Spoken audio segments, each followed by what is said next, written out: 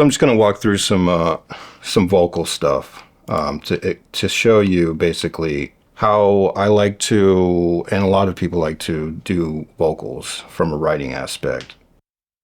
Progress, slided by the hand that feeds. So I have the vocal main, the top line basically.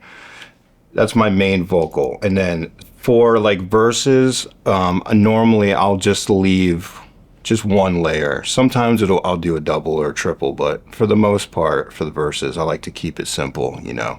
That way when the chorus kicks in, we can do some creative layers to really boost the chorus out and make it sound bigger. For this song, the intro. Progress, slided by the hand that feeds us, halted where it's... That's the main vocal. It needed something though, so I added this little altar boy plugin from Sound Toys. So it's like a pitch modulator plugin, and I used it to add like a lower octave underneath. Progress, slided by the hand that feeds us, halted where it stands laid down. So I did it just to basically boost it, boost the low end of his voice in that beginning part, because it's kind of thin, you know. When the music is coming, you know, music is in, like the full band's going, it's, you know, it's a lot easier to not have that, but I felt like I needed it in the beginning. But so I had him do this. Progress, slided by the hand that feeds. So I had him also record that, and I have them mixed in there. And another thing that I like to do a lot is do like these delay reverb throws, which really adds to the vocals. So I have these. Feeds us, halted where it stands late. It really adds like a nice texture to it, and I do that throughout the song quite a bit. And then the verse. Quit quietly if you can make no sound. Just the one main top line vocal, and then couple harmonies. Quit quietly if you can make no sound. Stick close to the ground and speak carefully. And some like screaming accents for like, you know, every other line or so. And it's really important to make sure, you know, like I did with the music, it's like I said, you know, it's like watching a movie. You want there to be peaks and valleys. You want there to be anticipation for the next part coming, and everything's leading up to the choruses. It's kind of the same thing when you're recording vocals and you're adding layers and harmonies. So for instance, in the verse, basically we have the one main top line of the verse. Quit quietly. And then we have the main harmony over the entire first verse. Quit quietly. But then when it gets heavy, we come in with a higher, more aggressive harmony.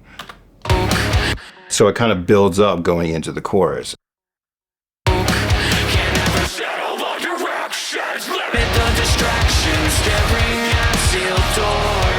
And the screaming, what I like to do a lot is not really, there's parts that the screaming is the forefront, but in this song and a lot of other songs like this that I like to do is I like to use the screaming and more like an accent. It's basically to beefing up the main vocal, you know, and that's exactly what this part's doing.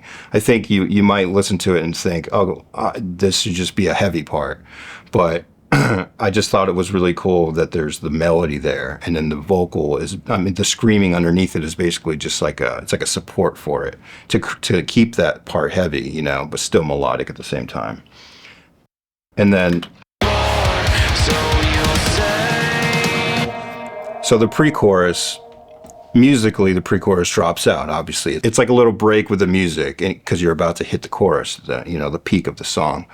So vocally, I added this really cool effect. It's basically, you know, like a radio type effect. And so it kind of takes away from the tone of the main vocal before the actual chorus hits. So you'll say to me,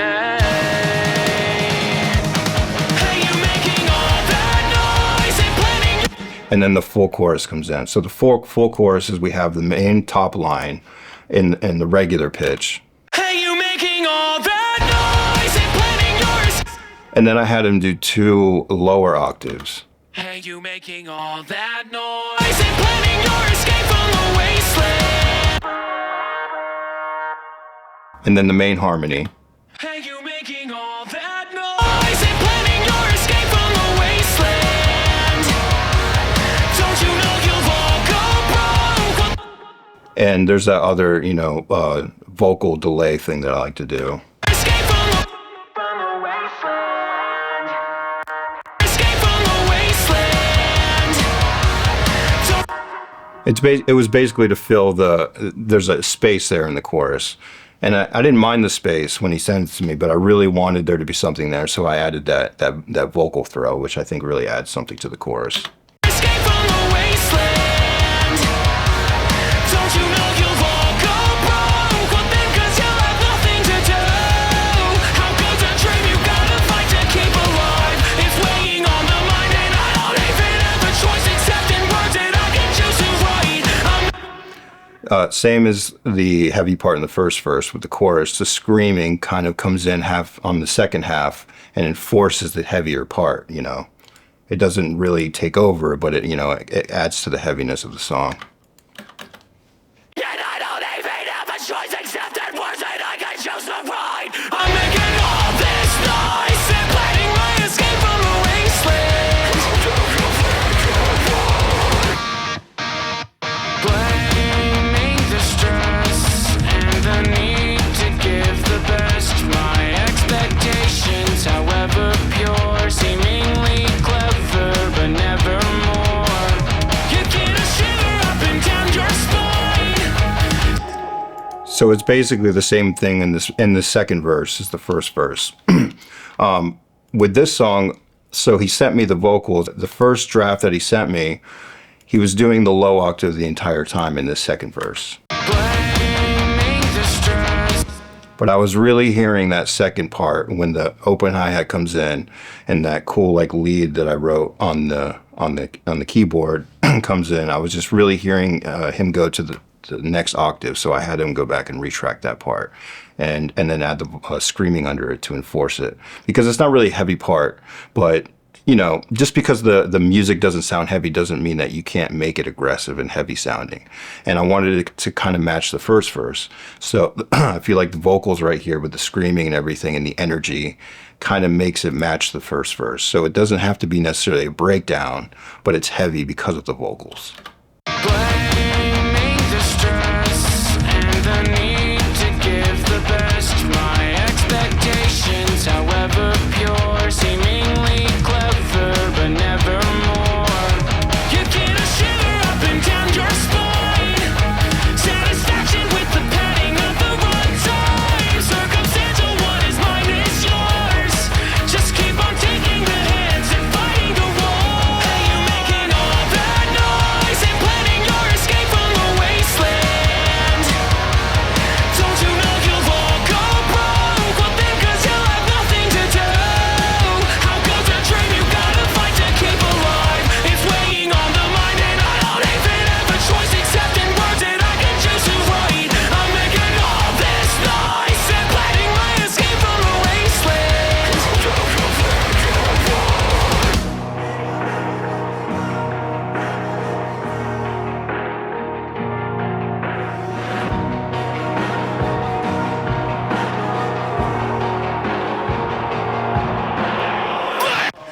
So what I did right here was, I felt like the part right before the one line and the breakdown, it was lacking something. So I basically took his scream on the end of the chorus and added a really long trail and then reversed it. So it's basically fading out and then fading in to the one line right before the breakdown. So I'll play that by itself.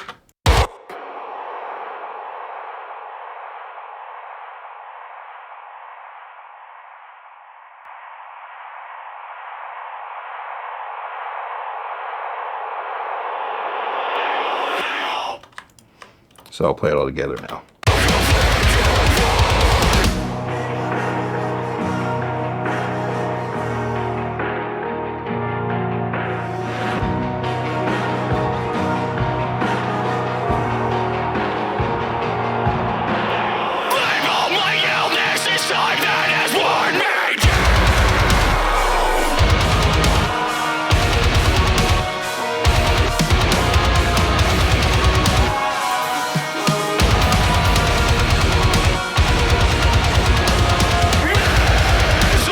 love those woes.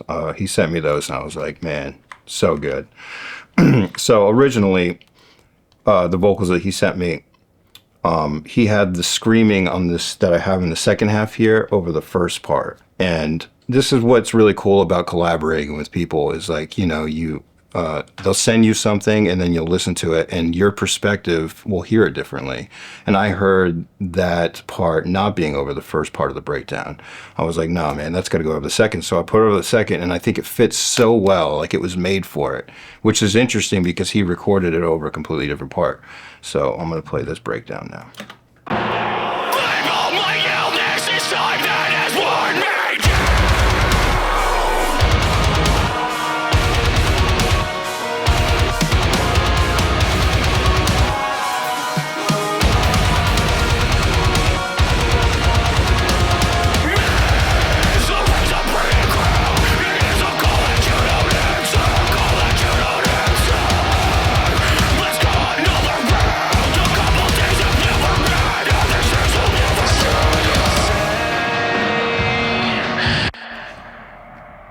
I think it works so well. And I think it's really important to, when you're collaborating with people and you're working like this, I think it's really important to listen for things like that. No, don't be afraid to move things around. Don't be afraid to experiment and be willing to, you know, try something different. For me, like working with really talented vocalists, not being a vocalist, it took me a while to get to a point to where I was comfortable with like not accepting the vocals for what they are, you know. And I think a lot of people might, you know, be working with somebody and it's like, okay, well, they wrote it and it is what it is. And that's not always the case, you know, like be willing to experiment, be willing to add your input and try different things because you never know what you could get. You could get something that is like really good and you never would have even stumbled upon it if you didn't at least try or think about it differently. So the pre-chorus, this final pre-chorus, I'm going to play really quick.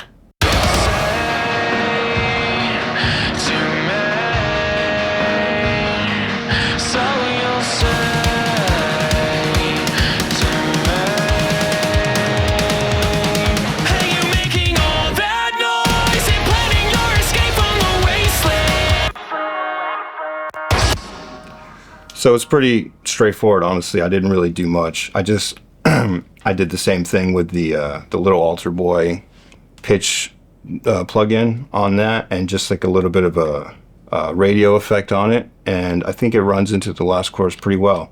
And then that pause ended up working out perfect. I didn't even have to touch any of the main vocals because I feel like that pause, that initial pause on the first chorus, which I was anticipating, you know, I've worked with him a lot and we kind of know how each other writes. So I was anticipating him writing something that would work really well right there for that pause. And it did. It worked out perfectly. I didn't have to change anything.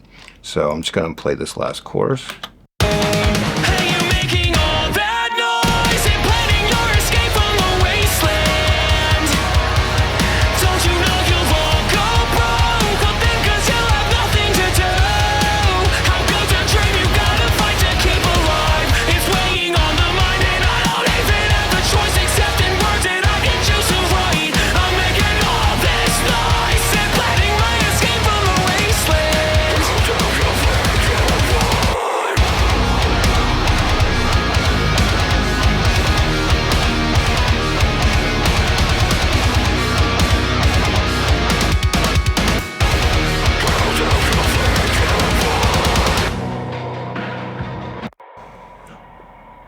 So for that last part, all I did basically was copy and paste that "Who do you think you are" from the last line of every chorus and end the song with it because it's, you know, it's part of the main hook of the song and I wanted to end on a high note and I really like that part. So yeah, that's the vocals.